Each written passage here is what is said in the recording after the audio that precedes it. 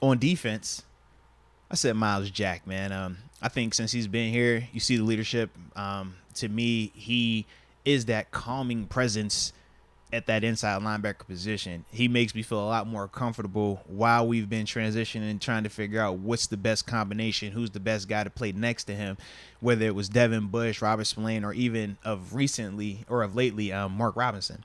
It's just, to me, man, I think that the productivity is there, the maturity is there, athletic ability is there, and he has a heck of a passion, bro. You watch him in that Jags game, you could tell it meant something to him. Even though it was a preseason game, it meant something to him, and that's what you want to see. I hate to like highlight it because we typically don't highlight this stuff because you typically don't have to highlight this stuff, but of lately we have to talk about some of these things.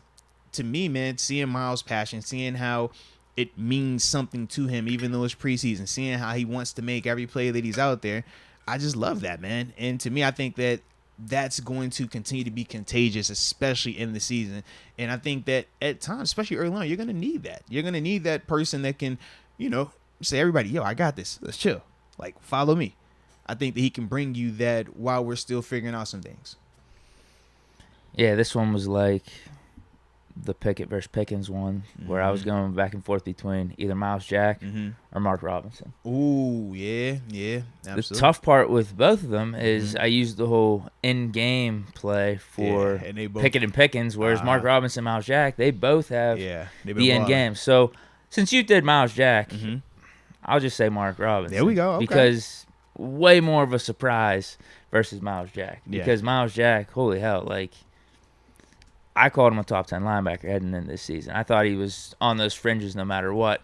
I'm going to stick with my guy, but I think he has even exceeded my expectations a little bit, and he was awesome in these first two games.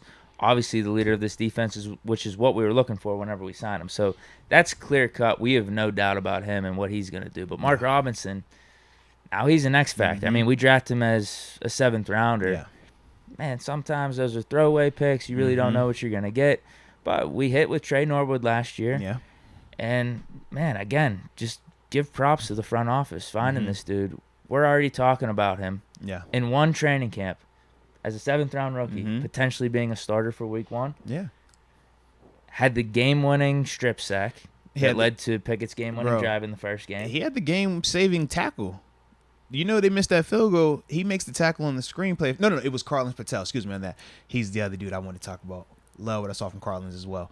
But I think he made the team. Yeah, I think it was Carlins who made the tackle on the screen pass right at the line of scrimmage to force them to have to kick that. It was at 53-yarder.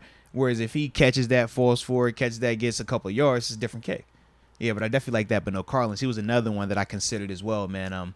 Going back and watching him on tape, I thought that he played really well, flew around. This dude plays fast as heck, was in the slot corner. But, man, you talk about the range, man, read and react, screen pass, he's blowing them up. You talk about him in press coverage, man, he gets his hands on guys, makes it hard for them to release. It can zone drop as well. He had one where I was pissed. It was kind of like the Cam Sutton one where it went right over Cam's hands going to the out, and Trevor does that whole thing at him. It was a similar play like that, but I just wish Carlins would have had a little bit more depth. If he has more depth, I think he's a more of a factor on one of these particular plays.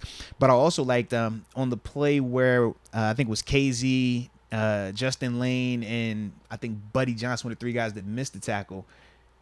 Carlins, he is curl flat dropping on the backside, which is literally you're dropping to the far numbers, opposite end of the field, opposite sideline. Right. He's the guy that catches the dude 30 yards downfield and runs him out of bounds. You talk about an effort play, bro. He's essentially on the line of scrimmage pre-snap, buzz dropping away 10 to 15 yards, opposite direction, and he still forces the dude out of bounds 30 yards downfield. I was like, yo, that's winning football. That's the type of players you want on your team. Now he plays in that slot position. It's crowded. That's the only issue. But I definitely like what I saw from him as well, man. I thought that he was one of those ones as well that I'm like, yo, that looked really good out there. Good with letting him go, taking our chances of waivers and trying to get him back on the practice squad. That's what I would assume his path's going to be, right? I would. I think you can get him back on the practice squad. Absolutely. Well, some other teams dialing up these Steeler camps or because doing I'm some watching Spygate stuff. Now you watch him, bro. They know some stuff behind the scenes. He flashed a lot. He played extremely fast, though, bro. and he wasn't afraid to hit. Like, he was violent pulling up to contact. He was blitzing off the edge, doing everything that you want as like a true nickel corner. Yeah. And he also had, I want to say he had a tackle on special teams as well. So that was the other part that I liked. I'm like, okay, give me productivity on special teams. On top of everything else you're doing, that's quality. He had that early pick in training camp against Pickett. Although Pickett threw it right to him. I mean, it was a lollipop. Still got to make the play, though. Got to catch it. Got to catch it. I think I've heard of that shirt. It's a true classic tee. Is that what it is? That's what I'm about. The classics. That's what it's about. Because, I have one as well. And the thing that I like about this shirt, though, Deke, it's like, it's kind of fitted up top, right? It makes us feel athletic. But then it gives us a little bit more wiggle room on the bottom, Yeah, I mean, you're how many years removed from the NFL right now? I'm with you. Now, I got a lot of my teammates that have retired, and they say, yo, this true classic shirt, this is what I need. It keeps me feeling athletic up top, but I got a little more breathing room in that midsection. Because you're eating an extra meal or two these days, That's right? what they saying, man.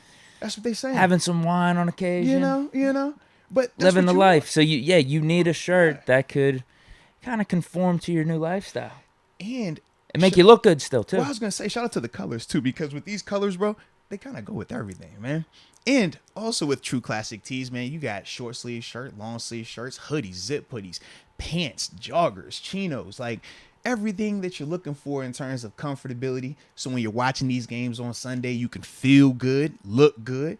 If you needed to jump, if you need to go somewhere afterwards, man, you still fresh to death, you can get it going. And then also for the ladies, I know my wife, she doesn't like to wear necessarily women's cut shirts or hoodies.